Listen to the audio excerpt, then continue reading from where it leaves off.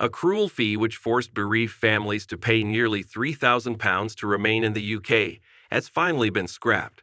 Labour said it was unjustifiable to hit foreign widows and widowers with a hefty settlement fee following the death of their British-born partner. The previous Tory government had been set for a High Court showdown after a legal challenge by heartbroken women whose partners died. They feared they would be forced to leave the UK because they couldn't afford the £2,885 required to apply for indefinite leave. Dozens of MPs had called for the irrational costs to be abolished. Seema Malhotra, Labour's Minister for Migration and Citizenship, told the Mirror, "Losing a loved one is a time of immense sadness for us all, let alone when it's someone as close as your partner. It's unjustifiable to compound that pain further by charging settlement fees to those who have fallen on hard times and unable to afford to live through no fault of their own."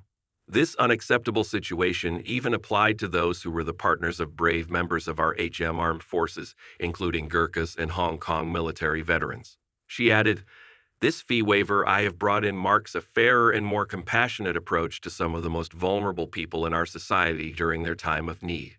In February, the Mirror reported High Court judges were prepared to carry out a judicial review into the fees. Despite an outcry from MPs, former Immigration Minister Tom Pursglove said at the time there were no plans to scrap the fees. In response to the widow's plea, he said, "I appreciate the anguish caused in addition to the grief the women are going through, and I wish to relay my sincere condolences to them for their losses.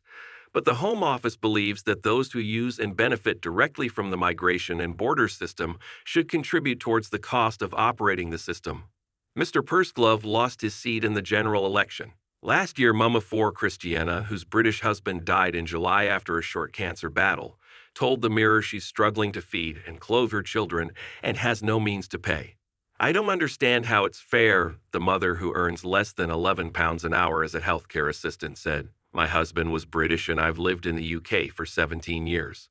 I don't think they understand how the law's being applied and how it's affecting people."